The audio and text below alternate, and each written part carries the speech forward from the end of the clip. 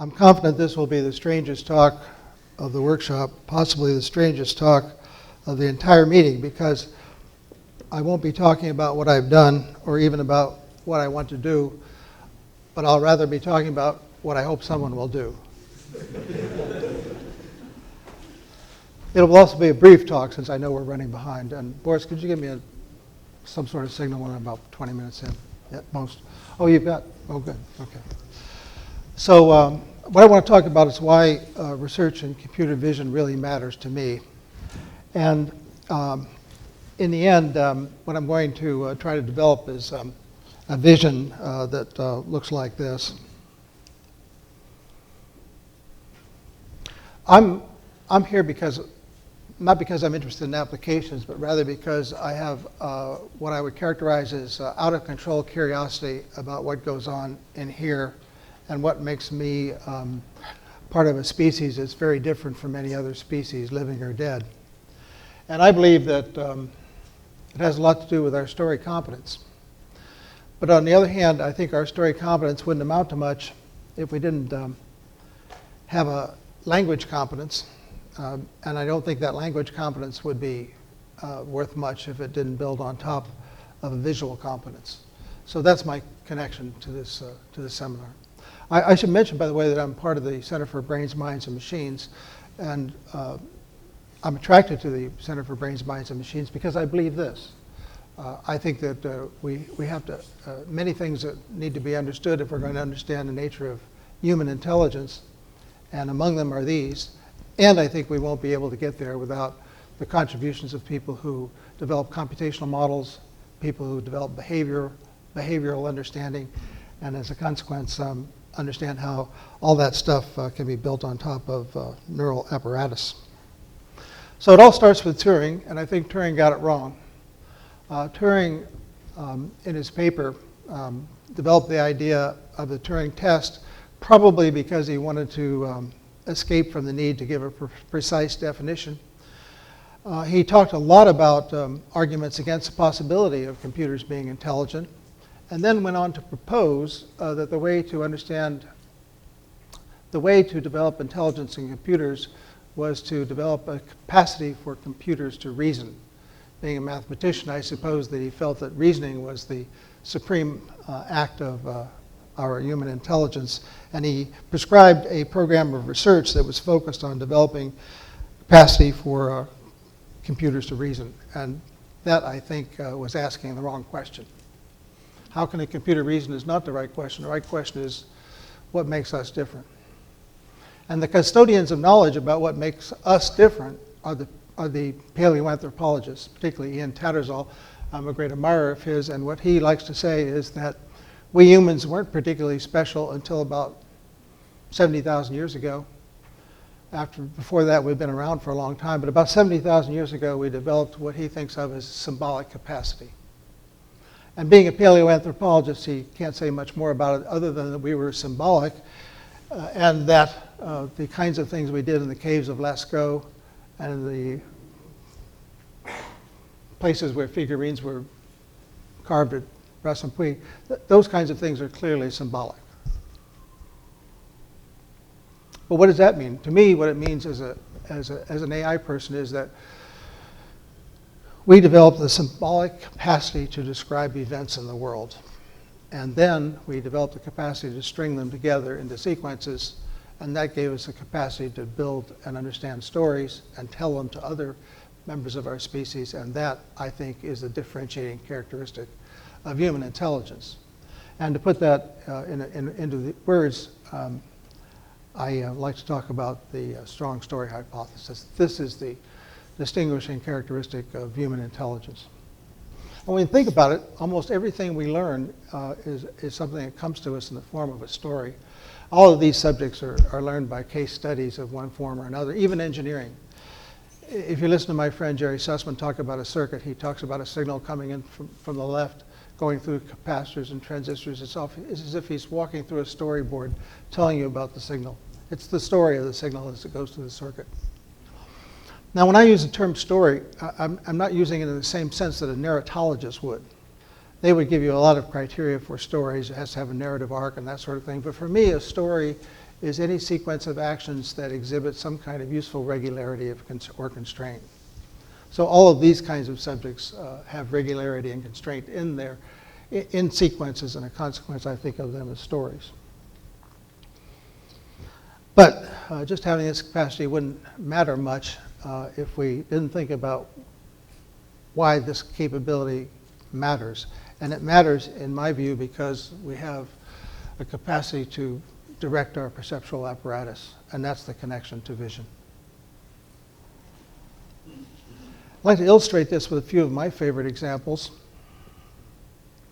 Here's one. John kissed Mary. Did John touch Mary? Everybody knows that the answer is yes, because everybody has some kind of vague picture in their mind of a kissing activity, and you can read the touch off of that, and now you can cache a rule that says if you kiss somebody, you touch them, or maybe it's even part of the definition. But it's easy to develop a common sense rule from this imagined scene, and that's where I think a lot of the common sense that we need in order to understand stories comes from our perceptual apparatus delivering these kinds of relationships just in time. Another example is this. How many countries in Africa does the equator go through? An example I borrowed from my friend Sajid Rao. Nobody knows until you see a map with the equator on it, and then what happens? A miracle happens. I've asked a question, your vision system forms a program, it scans from left to right, it counts, it reports back to your language system, and it says 6. And that to me is one of the miracles that we have to understand if we're going to understand the nature of human intelligence. Another example is this one. I've never been able to solve problems like this without drawing a diagram. There's a visual problem solving that's going on here. But interestingly enough, it's not just visual problem solving. It's also a matter of telling a story. Some experiments have been done with this sort of thing to see how well people do in proportion to how much they talk to themselves. And in one experiment, students who didn't do particularly well asked themselves or spoke to themselves, said to themselves maybe 10 things, like I'm stuck, or I have to balance the forces. The people who did very well talked to themselves 3.5 times as much. And the difference in scores was a factor of 2.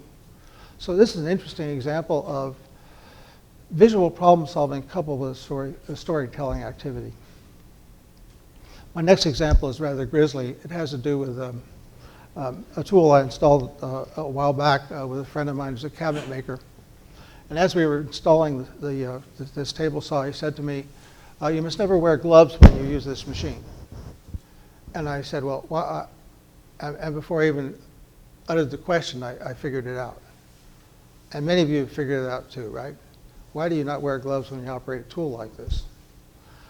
Well, if you haven't figured it out, let me give you a hint. What's the worst possible thing that can happen to you when you operate a tool like this? And now, imagine some gloves that are kind of loose-fitting. And now you can see what happens if you get that glove caught in the blade. What's the rest of the story? The rest of the story is it's going to pull your hand into the blade, and you can imagine what happens next.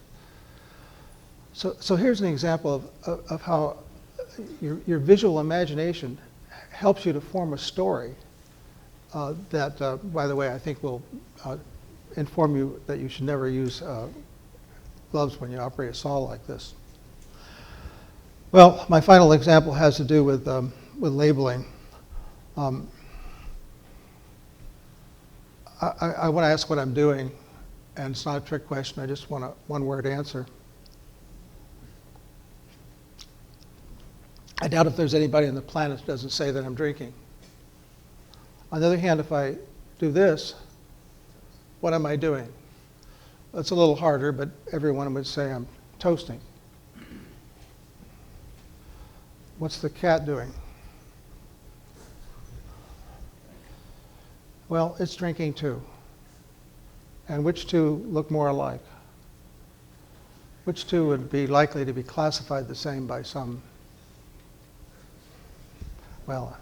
vision program? So when you say that these two deserve the same label, how can you possibly say that? I think you can possibly say that because they're telling the same story. So this is where vision and story understanding intersect. These things are suggesting the same story about thirst and movement to satisfy thirst and the experience of having the water go into your mouth. And that's the story that is suggested by both of the picture on the left and the picture in the middle.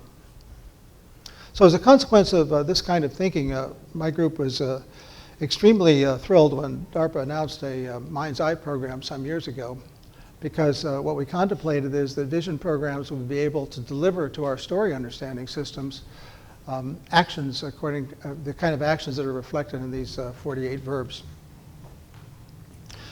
So we knew it would be a while before anyone succeeded in actually building a vision system that could recognize all of those verbs. So we built, so anticipating what would come, we built some systems, one of which was a real-time briefing system. And here all we required was bounding boxes around the people. But our idea was that with those bounding boxes in hand, we could develop a brief that would be updated in real time. A storyteller that would talk about what's going on in Harvard Square and be up to date. And then we contemplated that not only could we do a real-time brief, but we could do a play-by-play kind of operation where we follow a particular person and report what that person is doing all the time. And then we imagined, well, let's go on and have a sort of forensic mode in which we ask questions about what's going on or what might go on. Too bad for us, the DARPA Minds Eye program only developed the capacity to recognize many fewer verbs. After suggesting 48, they downgraded to 17 and ended up, when the program was terminated, with suggesting it might be nice if people could recognize 6. What makes all this so hard?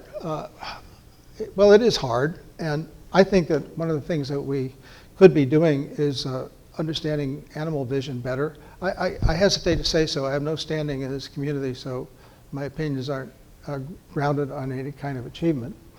But it's often said that we don't need to understand animal vision to build a vision system that's extremely powerful. After all, birds and airplanes don't look much alike, but in the end, it's actually true that the Wright brothers were extremely interested in birds, because they recognized that the aerodynamic imperatives would apply both to birds and anything that flew. So I think that there are computational imperatives that apply to our understanding of just about everything. Computational imperatives are the analog of imperatives in aerodynamics. Now, since I've been signaled that the time is short, I'm going to flip ahead a little bit and just show you a little bit about what we do in story understanding and why it's important. Ultimately, if I restate the thing, I can do it with a statement that looks like this. The reason I want a vision system underneath the story understanding system is because I don't want a story understanding system that's just manipulating symbols, just fooling around with symbols inside a computer. I want it to be grounded in a perceptual system so that it has a sense of reality that can only come about with a perceptual system. I'm often reminded of Plato's metaphor of the prisoners in the cave who have a restricted sense of reality because they can only see their shadows on the wall. I don't want story understanding systems to be just looking at stories inside the symbol manipulation apparatus of a computer. I want them to have a perceptual system. So we build a perceptual story understanding system. It operates on stories that are told at about this level, about 100 sentences of this kind. It uses a lot of common sense rules. It works like this when you see it in action. It reads sentences using Boris Katz's parser. It develops a graph that captures the explicit material in the story in these white boxes. All of the yellow boxes are inferred boxes, are facts that are inferred by common sense rules. Here's a blow up of a little piece of that graph. Macbeth murders Duncan. A direct consequence of that is that Duncan is dead. We have concept patterns so we can recognize things like revenge, Pyrrhic victory. Here's the story processing system as it's concluded that there's a Pyrrhic victory in Macbeth. It's identified all of the green boxes as part of the Pyrrhic victory, and here it is in another form. Macbeth wants to be king, murders Duncan, becomes happy, and then downstream is harmed in return. So that's reflective of a foundation on which we have built an enormous amount of illustration. I say illustration deliberately. We're working with very small stories. We're working with some kind of stories that we can get through an English parser. But given that we're working in that constrained world, we can illustrate all of these kinds of story understanding capability. I'll show you just one, and then I'll conclude. This is an illustration of a reading of Macbeth by two different kinds of personalities. One kind of personality is said to be situational and sees violence as a consequence of situations that the characters are immersed in. On the other side, we have a model of a person who sees violence as a consequence of the personalities of the people involved, the so-called dispositional point of view. So one reading says that Macduff kills Macbeth because there's a revenge situation at work. There's nothing else Macduff could have done but kill Macbeth because the situation required him to do it. Whereas another kind of way of looking at it is that Macduff kills Macbeth because Macduff is crazy. Situational point of view versus a dispositional point of view. So we're beginning to model the kinds of things that you might say reflect individual differences in how a story is read, cultural differences in how a story is read. We can do things like tell stories persuasively, tell stories instructively, all of that kind of thing. And with that, I'll just come to a conclusion, to my concluding slide, and say that this is what I have hoped to get across today. I think that if you want to understand the nature of human intelligence and develop a computational model of it, you have to ask questions about why we're different from other species. And my answer to that is that we're different because we have a story understanding competence. I've also suggested that story understanding competence needs a lot of common sense knowledge that can only come through our perceptual apparatus. And finally shown you a couple of examples of the Genesis system at work, which would be a great beneficiary of progress in vision and language research. And with that, that's the end of the story.